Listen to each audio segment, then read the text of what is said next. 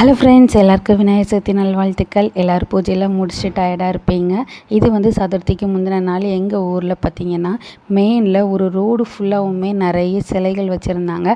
விநாயகர் சிலை பார்த்திங்கன்னா எங்கள் ஊரில் அதிகமாக விற்கவும் செய்வாங்க. அதே மாதிரி ஒரு 4 நாள் கழித்து ஒரு பெரிய ஊர்வலம் மாதிரி நடத்தி விநாயகரை கரைக்கவும் போவாங்க. நான் ஒரு 2 வருஷத்துக்கு முன்னாடி இந்த மாதிரி ஒரு சிலையை வாங்கினேன். ஆனால் அதை கரைக்கலாமா வீட்டில் வச்சுருக்கலாமான்னு தெரியாமலேயே ஒரு குழப்பத்தில் ஒரு வருஷத்துக்கு அப்புறம் போய் அதை கரைச்சிட்டு வந்துட்டேன் ஒரு விநாயகர் சதுர்த்திக்கு. இந்த வாட்டி எனக்கு ஆசை வந்து களிமண் சிலையாவது வாங்கலான்ட்டு தான் நான் போயிருந்தேன். ஆனால் அங்கே பார்த்திங்கன்னா நல்ல கலராக பெரிய பெரிய சிலைகளாக இருந்துச்சு. அதுக்கப்புறம் பெரியவங்க கிட்ட கேட்டப்போ களிமண் சிலை வாங்கினாலும் 5 நாள் பூஜை வைக்கணும், அதுக்கு நிறைய முறை இருக்குன்னாங்க. சரி, அது நமக்கு இப்போ செட் ஆகாதே அப்படின்ட்டு அதுவும் வாங்கலை. ஆனால் போனதுக்கு எல்லா சிலையும் பார்த்துட்டு அது வரலான்ட்டு எல்லா சிலையுமே பார்த்துட்டு வந்தேன். அங்கே வந்தவங்க எல்லாருமே அவங்கவுங்க வீட்டில் வைக்கிறதுக்காக தான் வாங்கிட்டு இருந்தாங்க. எல்லாமே 350 ருபீஸ், ரொம்ப ரொம்ப ரீசனபிள் ப்ரைஸ் தான். இவ்வளோ பெரிய கிருஷ்ணர் சிலையுமே 450 ருபீஸ் தான் சொன்னாங்க. நமக்கு வந்து வாஸ்து தெரிஞ்சு சொந்த வீடாக இருந்தால் வீட்டிலே வாங்கி வைக்கலாம். பட் எதுவுமே நமக்கு தெரியாமல் எதையாவது வாங்கிட்டு வந்துடக்கூடாது. விற்கிறவங்க வேறு நார்த் இந்தியன்ஸ், அவங்கக்கிட்ட கேட்கவும் முடியல. ஸோ வீட்டுக்கு வந்தாச்சு. இது நெக்ஸ்ட் டே சதுர்த்தி அன்னைக்கு எடுத்த லன்ச் விலாக் தான். காலையில் பார்த்திங்கன்னா எங்கள் வீட்லேயே நிறைய பூ இருந்துச்சு. ஸோ இந்த பூவையே பிள்ளையாருக்கு வச்சுக்கலான்னு முடிவு பண்ணியாச்சு. கடைசியாக நான் என்ன முடிவு எடுத்தேன்னா, பேசாமல் பிள்ளையாரை மஞ்சளில் செஞ்சு வச்சிடலாம். இது ஒரு ஜோசியர் கூட சொல்லியிருந்தார். சரி, மஞ்சளில் பிள்ளையார் செய்ய சொல்லி என் பொண்ணுக்கிட்ட சொல்லிக்கிட்டு பிள்ளையாருக்கு வைக்க வேண்டிய பட்சணத்துக்கு ரெடி பண்ண போயிட்டேன். என்ன நடந்துச்சுன்னு தெரில. நான் இன்றைக்கி கொண்டக்கடலையை போட சுத்தமாக மறந்துட்டேன். எனக்கு சுத்தமாக ஞாபகம் இல்லை. 5 மணிக்கு கிச்சனுக்குள்ளே போகிறேன், கொண்டக்கடலையே போடலை.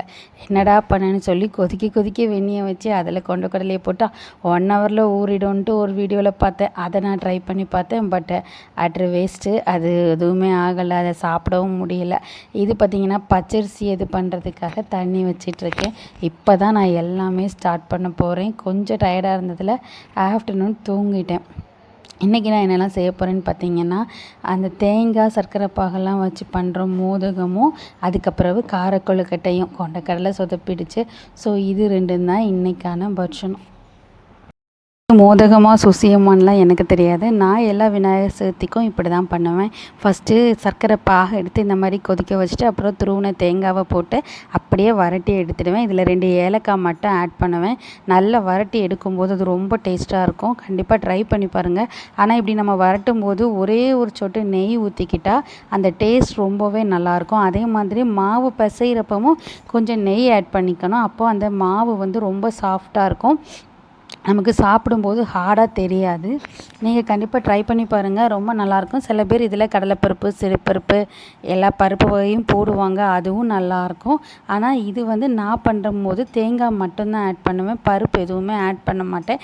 எனக்கு பருப்பு பிடிக்காதனால நான் பொதுவாக அதை ஆட் பண்ணுறதில்ல. நான் இந்த மோல்டு வச்சுலாம் பண்ணலை, நானே பிடிச்சிட்டேன். இது பார்த்திங்கன்னா கார கொழுக்கட்டை. இது எல்லாருக்கும் தெரியும். எப்பவும் போல் கார கொழுக்கட்டை பண்ணிட்டேன். இதில் என்ன பண்ணுவேன்னா, சுகரை நான் இது கூடவே ஆட் பண்ணிவிடுவேன். அப்போ நம்ம சாப்பிடும்போது ரொம்ப டேஸ்ட்டாக இருக்கும். இன்றைக்கி இதுதான் பிள்ளையாருக்கு பட்சணம். அதுக்கப்புறம் பார்த்திங்கன்னா பிள்ளையாருடைய சிலையை பார்த்திங்க இந்த மாதிரி தான் பண்ணியிருந்தா பாப்பா. அவளுக்கு தெரிஞ்ச அளவுக்கு பண்ணியிருந்தா. நான் ஆயில் பெயிண்ட் எதுவுமே யூஸ் பண்ணக்கூடாது, மஞ்சள் மட்டும்தான் யூஸ் பண்ணணும்னு ஸ்ட்ரிக்டாக சொன்னதுனால அவளால் ஒரு 15 மினிட்ஸ்க்குள்ளாடி அவளால் பண்ண முடிஞ்சது. இதுதான் லாஸ்ட் மினிட் தான் எனக்கு இந்த ஐடியா தோணுச்சு. எங்கள் வீட்டில் சிலை இருக்குது, பட் அது வந்து ரொம்ப குட்டி சிலையாக இருக்குது. ஃபோட்டோ பெரிய அளவில் எதுவும் இல்லை. சரி, நம்மளால் சிலை வாங்கி வைக்க முடியல, மஞ்சள்லையாவது செஞ்சு வைக்கலாங்கிற நினப்பில் தான் இதை செஞ்சோம்.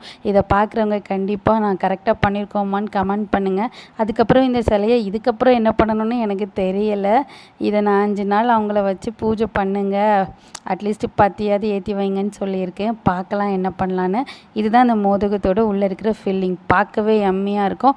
கண்டிப்பாக ட்ரை பண்ணி பாருங்கள். இன்றைக்கி பார்த்திங்கன்னா பட்சணத்தோடு சேர்ந்து கோயிலிருந்தும் கொடுத்து விட்டுருந்தாங்க. இது வந்து சுசியோன்னு சொல்லுவாங்க, மைதா மாவில் பண்ணுறது. இந்த வீடியோ பிடிச்சிருந்தால் மறக்காமல் லைக் பண்ணுங்கள். அடுத்தடுத்த வீடியோஸ் பார்க்குறேன்னா என்னோடய சேனலை சப்ஸ்கிரைப் பண்ணி வச்சுக்கோங்க. தேங்க்யூ.